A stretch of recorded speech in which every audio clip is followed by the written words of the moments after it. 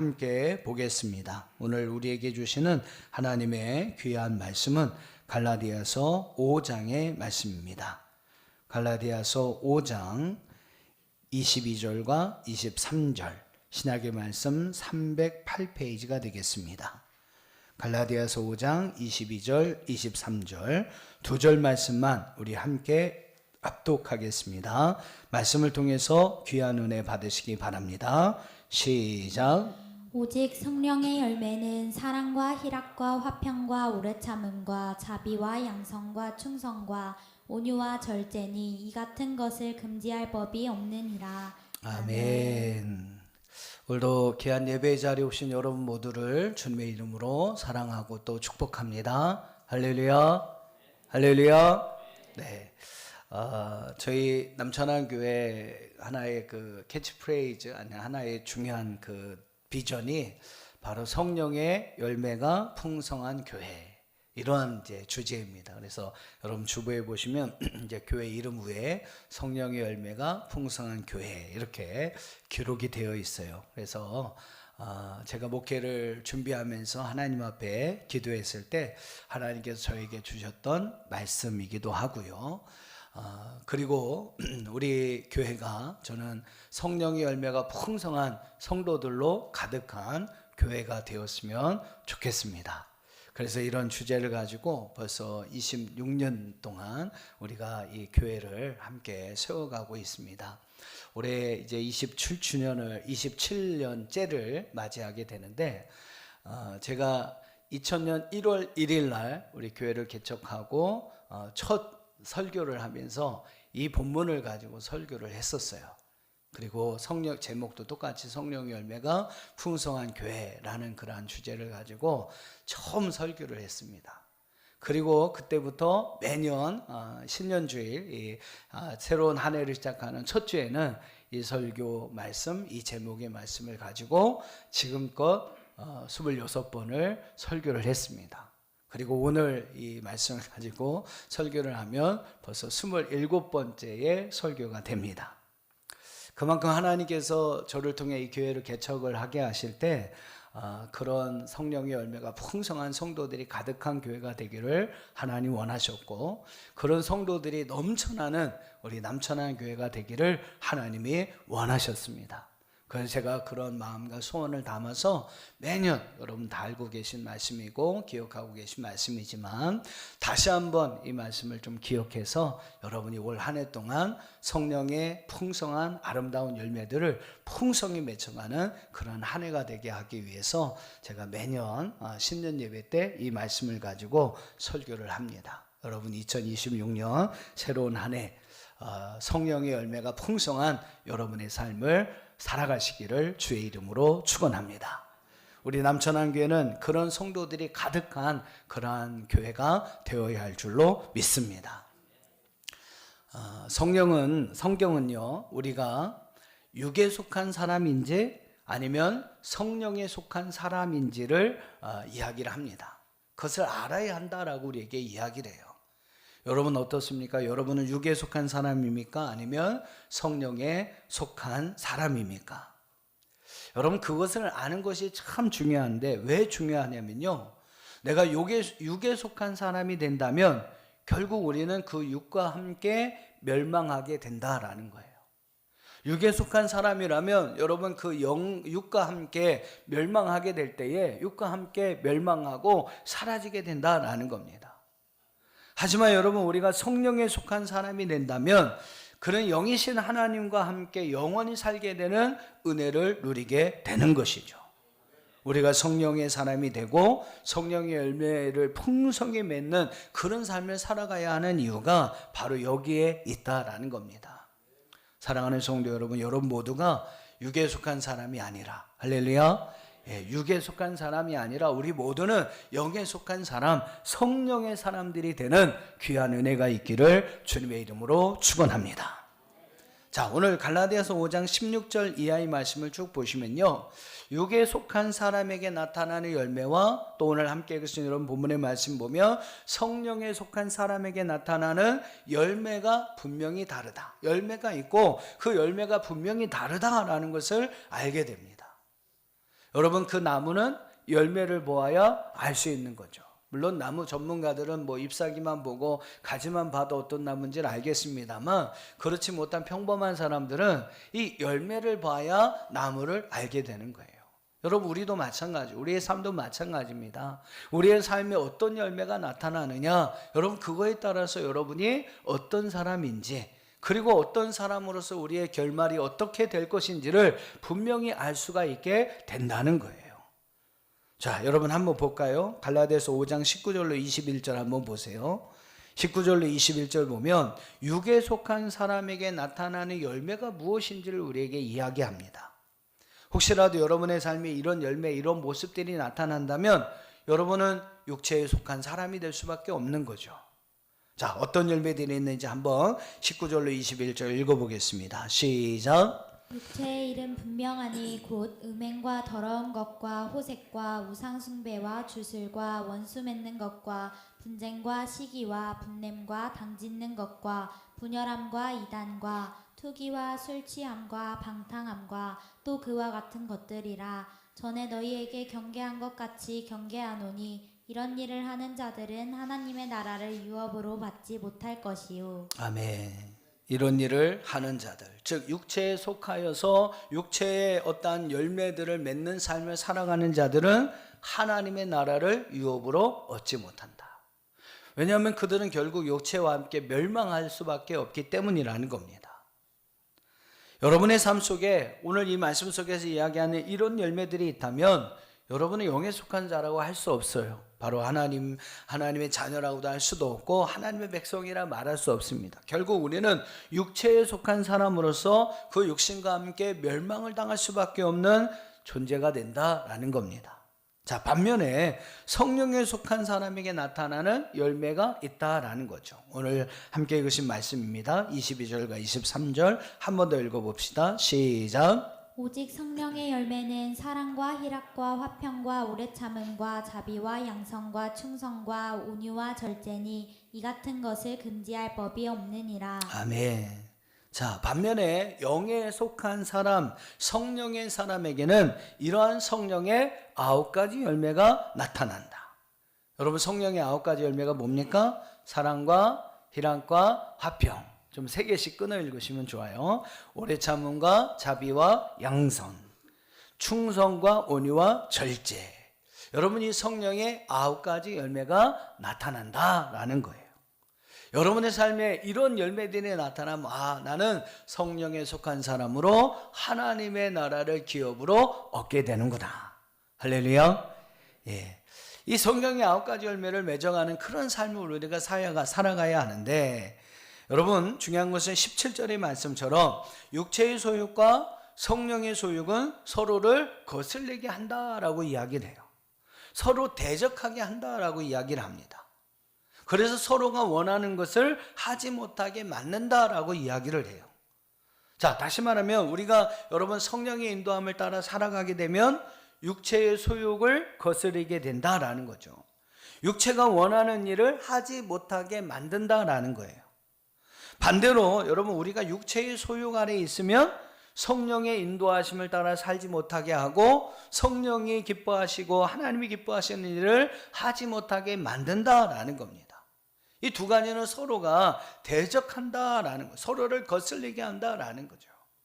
그러니까 여러분 성령 충만하기를 힘쓰면 우리는 육에 속한 열매들이 자연스럽게 우리의 삶 가운데 지워지고 사라지게 된다라는 겁니다. 오늘 여러분의 삶에 오늘 성경이 이야기하는 성령의 9가지 열매들이 풍성히 맺혀지는 귀한 삶이 되기를 주의 이름으로 축복합니다. 2026년 또 새로운 한 해 우리가 이 열매들을 우리의 삶 가운데 맺어가기를 또 힘써야 하는 거예요. 그래서 오늘 이 말씀을 저와 여러분 함께 나누고 있습니다. 오늘 여러분의 삶에 성령의 9가지 열매가 풍성히 맺혀지는 2026년 더 아름다운 열매들로 가득 찬 여러분의 삶이 되기를 주의 이름으로 축원합니다. 자, 늘 말씀드리지만 이 성령의 9가지 열매를 우리가 어떻게 맺을 수 있을까요? 어떻게 맺을 수 있을까요? 27번, 6번 이야기해도 질문을 해도 잘 모르세요. 다 잊어버리셨어요. 1년이라는 시간이 벌써 다 지났으니까. 여러분 중요한 게 관계라고 늘 말씀드렸습니다. 그렇죠? 이제 생각나시니까 끄덕끄덕 하시는데 관계가 중요하다. 하나님과의 관계, 이웃과의 관계, 여러분 자신과의 관계.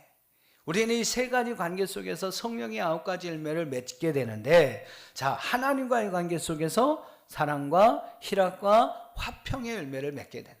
여러분 한번 잘 생각해 보세요. 이 사랑, 희락, 화평의 열매는 하나님과의 관계 속에 있지 않으면, 하나님 안에서 있지 않으면 이 열매를 절대로 맺지 못한다.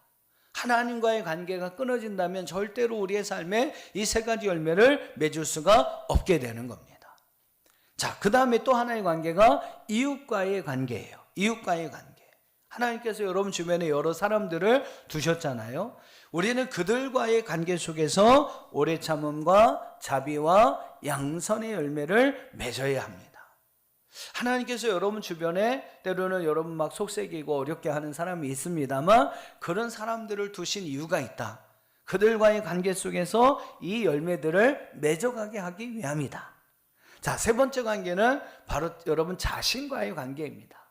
저는 이건 자신과의 싸움이라고 표현을 하는데, 우리는 우리 자신과의 싸움을 통해서 또 세 가지 열매, 충성과 온유와 절제의 열매를 맺어야 합니다. 이 세 가지 충성, 온유, 절제의 이 세 가지 열매는 여러분 자신과의 부단한 싸움이 필요한 거예요. 여러분이 여러분 자신을 이겨내지 못하면 절대로 이 세 가지 열매를 얻을 수가 없습니다. 그래서 이 세 가지 관계가 중요하고, 우리는 이 세 가지 관계 어느 관계도 소홀함이 없어야 한다. 절대 여러분 혼자서는 맺을 수 없는 것이 성령의 열매고요, 관계를 통해서만 맺을 수 있는 것이 성령의 열매인데 어느 관계에도 소홀함이 있어서는 안 된다. 이 세 가지 관계가 여러분의 삶 가운데 잘 이어질 때에 우리는 우리의 삶 속에 성령의 9가지 열매를 골고루 맺는 아름다운 삶을 살아갈 수 있다라는 겁니다.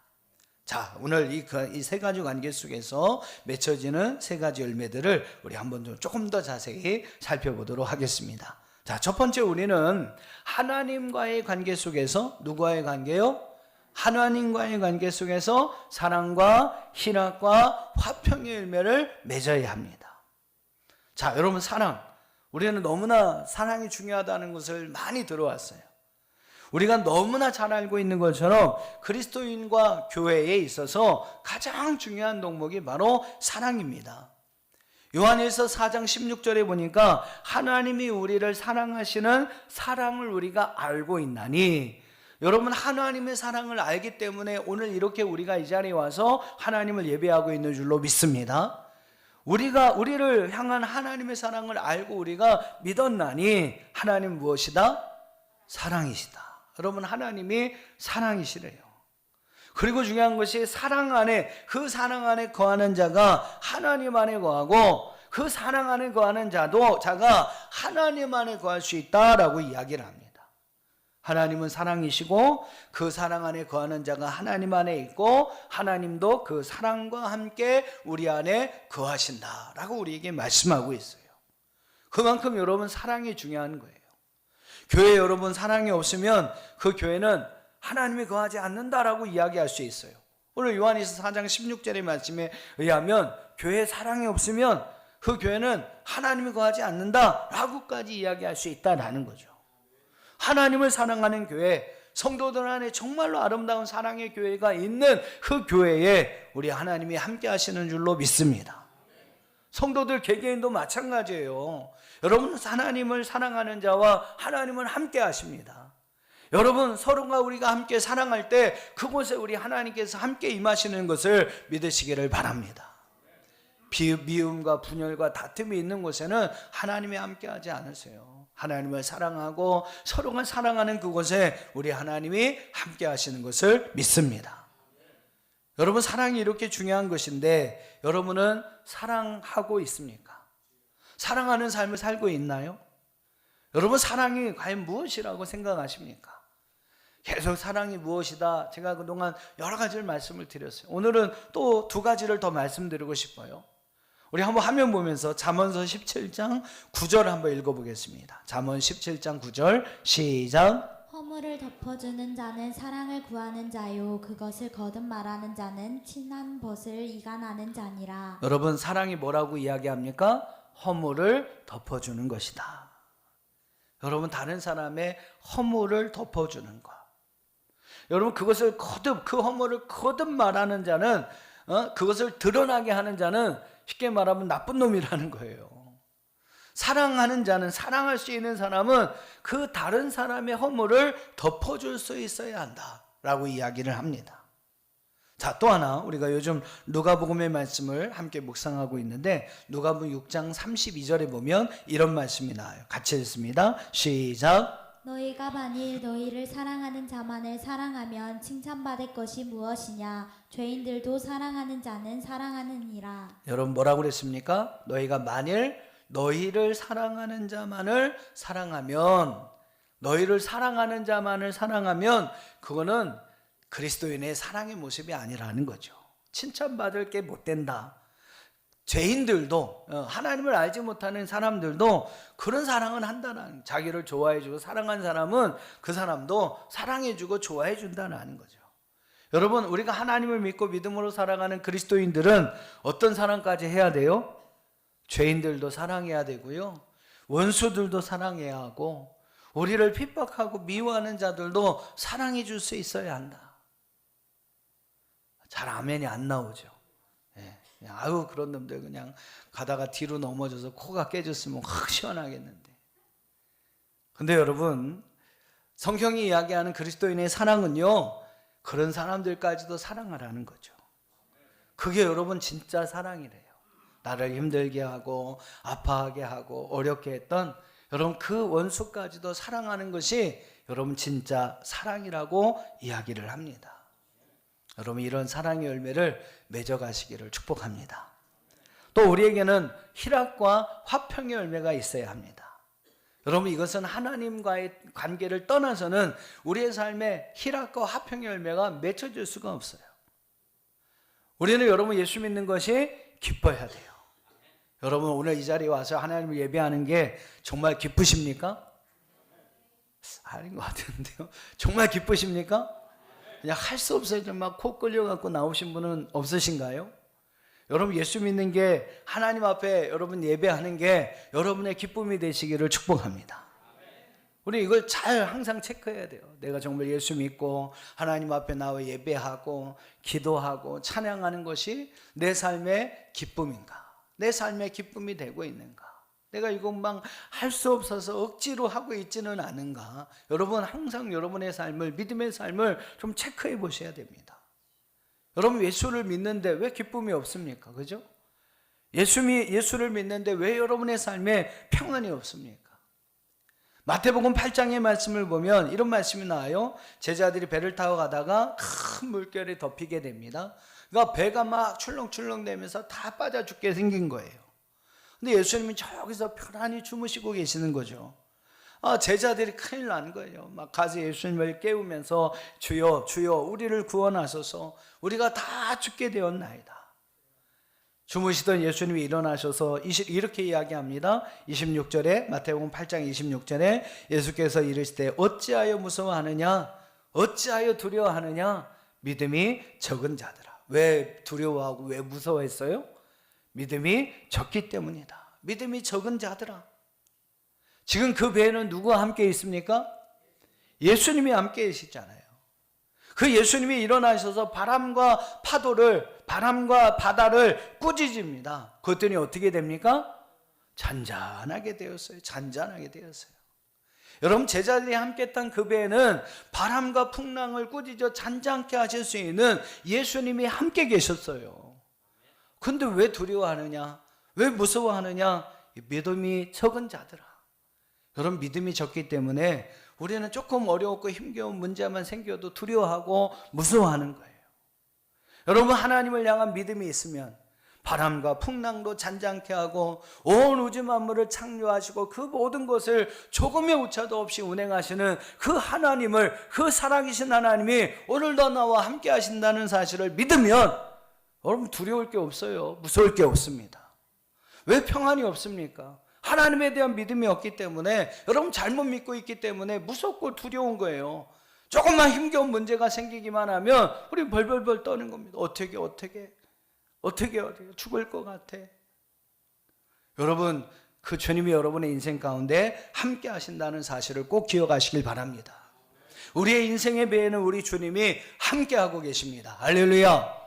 그래서 여러분, 어떤 일이 있어도 그 주님을 향한 믿음만 있으면, 그 주님을 흔들어 깨울 수 있는 믿음만 있으면요, 여러분, 그 주님이 언제든지 일어나셔서 바람과 풍랑을 꾸짖어 잔잔케 하시는 그런 은혜와 기적을 우리에게 주실 줄로 믿습니다. 우리 인생이 우리가 생각한 대로 잘 안 될 때가 있잖아요. 그래도 여러분, 우리는 걱정이 없어요. 그래도 우리는 두려울 게 없습니다. 왜요? 우리 주님이 우리의 인생 가운데 함께 하셔서 여러분 그 배를 이끌어 가시고 인도하시기 때문이에요. 때때로 내가 원하는 대로 그 일들이 이루어지지 않지만 여러분 괜찮아요. 그 키를 하나님이 붙잡고 계신다면, 여러분이 그 키를 붙잡고 계신다면 한도 끝도 없이 그냥 험난한 길로 갈 수밖에 없겠죠. 그러나 여러분, 그 길을 하나님께 맡기고 여러분 그 하나님을 믿고 신뢰하며 의지하며 살아갈 수 있다면 하나님은 절대로 우리를 험난한 길로 인도하지 않습니다. 평안한 길로 우리를 이끌어 주시고 인도해 주실 줄로 믿습니다. 우리는 이 하나님과의 아름다운 관계 속에서 희락과 화평의 열매를 맺어가야 합니다. 온전한 믿음, 하나님이 기뻐하실 만한 그러한 믿음을 가지면 여러분 우리의 삶에 기쁨이 넘치고 하나님이 주시는 평안이 넘쳐나게 될 줄로 믿습니다. 오늘 여러분 하나님과의 아름다운 관계 속에서 이 희락과 또한 화평의 열매를 아름답게 맺어가는 여러분들이 다 될 수 있기를 주의 이름으로 축원합니다. 자, 두 번째로 우리에게는 이웃과의 관계 속에서 오래 참음과 인내라는 거죠. 오래 참음과 자비와 양선의 열매를 맺어야 합니다. 인내, 참고 견디는 것을 이야기합니다. 자비, 남을 긍휼히 여기는 마음을 이야기합니다. 어떤 사람 너무 안 됐어, 불쌍해, 내가 저 사람에게 힘이 되어주고 싶어, 어떻게든 도와주고 싶어, 이런 마음이 생기는 것이 자비입니다. 그리고 여러분 양선은 그 마음을 실천하는 거예요. 진짜 여러분 도움을 주는 거, 그게 여러분 양선입니다. 이 세 가지 열매 다 상대방이 필요합니다. 상대방이 필요해요. 때로는 나를 막 인내하게 만드는 그 인간이 있어야 해요. 나를 막 인내하게 만드는 그 사람이 우리에게 필요합니다. 자비와 양선의 대상이 있어야 돼요. 그들이 여러분 대부분 우리의 이웃입니다. 여러분의 곁에 있는 이들이에요. 때로는 우리 가족이 될 수도 있는 거죠. 여러분 우리는 그들을 왼수같이 여기면 안 됩니다. 저런 왼수 내 주변에 왜 있어? 이렇게 생기면 절대 안 돼요. 그럼 여러분 성령의 세 가지 열매, 온유의 열매, 또 오늘 이 오래 참음과 자비와 양선의 열매를 맺어갈 수가 없습니다. 절대 원수라고 생각하지 마시고 한번 따라해 봅시다. 은혜 덩어리. 은혜 덩어리라고 왼수 덩어리라고 생각하지 마시고, 하나님께서 저들과의 관계 속에서 나에게 이 오래 참음과 자비와 양선의 열매를 맺혀가게 하시는구나. 나에게 성령의 열매를 맺게 하시기 위해서 하나님께서 나에게 주시는 은혜 덩어리구나. 할렐루야. 여러분 그렇게 잘하면 안 나오지만 하셔야 돼요. 그렇게 생각을 하셔야 돼요. 그렇게 여러분 생각하시고 여러분 그들과의 관계 속에서 이 세 가지 열매들을 아름답게 맺어가시기를 축복합니다. 창세기 18장에 보면 재미있는 광경이 나와요. 아브라함이 마물에 상수리 나무 있는 곳에 앉아 있는데 저 앞에 세 사람이 지나갑니다. 그래서 이 아브라함이 그 세 사람을 자기의 집으로 영접해서 그들을 아주 극진히 대접을 합니다. 그냥 잘 모르는 사람인데 그냥 자기네 집 앞을 지나가는 사람이니까 자기 집을 영접해서 극진히 그들을 대접해요. 근데 여러분 대접을 잘 받은 이들이 뭐라고 이야기를 하냐면, 우리 한번 창세기 18장 9절과 10절 한번 읽어봅시다. 시작. 그들이 아브라함에게 이르되 내 아내 사라가 어디 있느냐 대답하되 장막에 있나이다. 그가 이르시되 내년 이맘때 내가 반드시 내게로 돌아오리니 내 아내 사라에게 아들이 있으리라 하시니 사라가 그 뒤 장막문에서 들었더라. 벌써 24년이라는 시간 전에 하나님께서 아브라함과 사라에게 주신 약속, 이삭에 대한 약속이 있었습니다. 근데 아직까지 이 사라가 아직 아이를 갖지 못하는 거예요. 근데 여러분 중요한 사실은 그 지나가는 손님을 극진히 대접하니까 이들이 뭐라고 이야기하냐면 앞으로 1년 후에 내년 이맘때에 내 아내 사라가 아이를 가질 것이다 라고 이야기를 하는 겁니다. 사라는 이미 생리가 다 끊어져서 아이를 가질 수 없는 몸이었어요. 누구보다 잘 아니까 문 뒤에서 그 이야기를 듣고 웃었다라고 이야기를 합니다. 성경은 사라가 웃었다라고 이야기를 해요. 여러분 근데 어떤 일이 일어납니까? 정말로 1년 후에 그 사라가 이삭을 잉태하는 은혜를 갖게 됩니다. 여러분 이웃을 그냥 지나가는 사람인데 그 사람은 극진히 잘 대접해서 아브라함이요 24년 동안 잊고 있었던 하나님의 약속을 다시 한번 되살릴 수 있었고 그 놀라운 하나님의 약속이 그 아브라함의 삶 속에 이루어지는 귀한 역사가 일어나게 되었습니다. 여러분 이웃에게 잘 대해주세요. 특별히 우리 어렵게 하고 힘들게 하는 원수 같은 인간들 여러분 은혜 덩어리다 생각하시고 오히려 잘 대해주세요. 그럼 여러분에게 하나님께서 은혜와 복을 주시는 줄 믿습니다. 자, 마지막 시간이 없기 때문에 마지막 세 번째, 우리는 우리 자신과의 관계, 우리 자신과의 부단한 싸움 속에서 세 가지 열매, 바로 충성과 온유와 절제의 열매를 맺어가야 합니다. 충성, 바로 믿음을 피스티오라고 해서 믿음을 이야기합니다. 온유함, 그렇죠? 온유함, 막 달리는 야생마를 타고 다닐 수 있는 말로 조련하는 것을 온유라고 합니다. 절제, 끊어버리는 거 있죠. 끊어버리는 거. 자, 어떻게 하면 이 세 가지 열매를 맺을 수 있을까? 이 세 가지 열매는 여러분 자신과의 부단한 싸움에서 이겨야만 맺을 수 있는 열매입니다. 우리는 믿음의 성장을 위해서 정말로 부단히 여러분 자신과 싸워야 돼요. 그리고 여러분 온유하고 겸손하게 되기 위해서 늘 우리 자신과 싸워야 합니다. 그리고 절제 열매를 맺기 위해서 여러분 우리는 부단히 우리 자신과 수고하고 노력해야 합니다. 그래야만 맺을 수 있는 열매가 이 세 가지 열매이다. 절제 열매 잘 생각해 보세요. 우리 맨날 살 빼야지 그러면서 다이어트는 내일부터 이렇게 이야기합니다. 먹을 거 좀 끊고 그래야 되는데 먹을 거 보면 절제가 안 돼. 제 말 하는 겁니다. 그렇게 되더라고요. 얼마나 싸워야 하는지 몰라요. 얼마나 자신과의 싸움이 필요한지 모릅니다.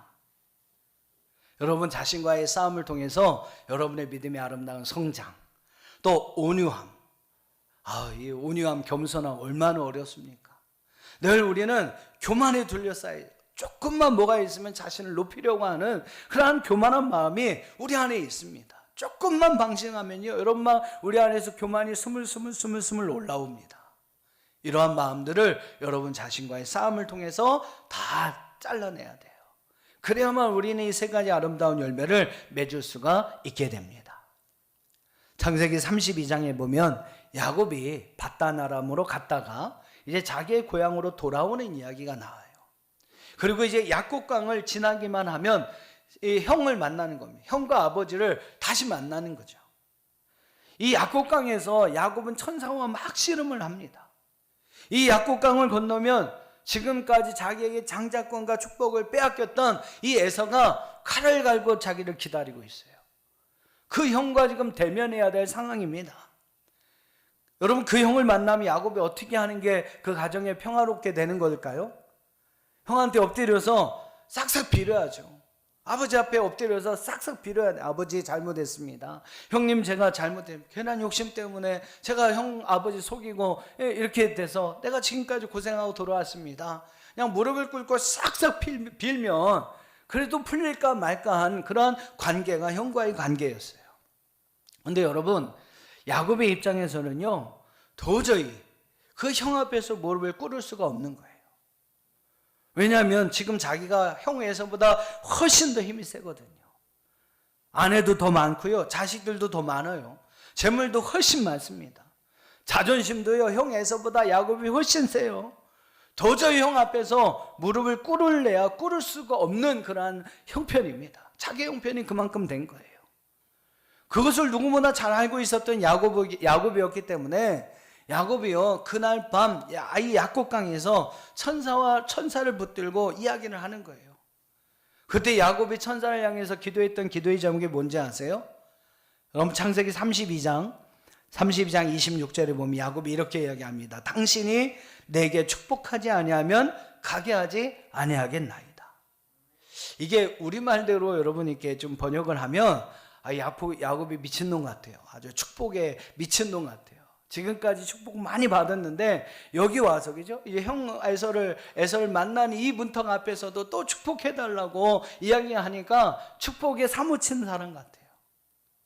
근데 여러분, 이건 약간 좀 번역의 문제입니다. 우리말로 또 번역은 그렇지만 번역은 맞게 됐어도 우리 축복에 대한 우리의 어떤 잘못된 개념 때문에 오해할 수 있는 이야기예요.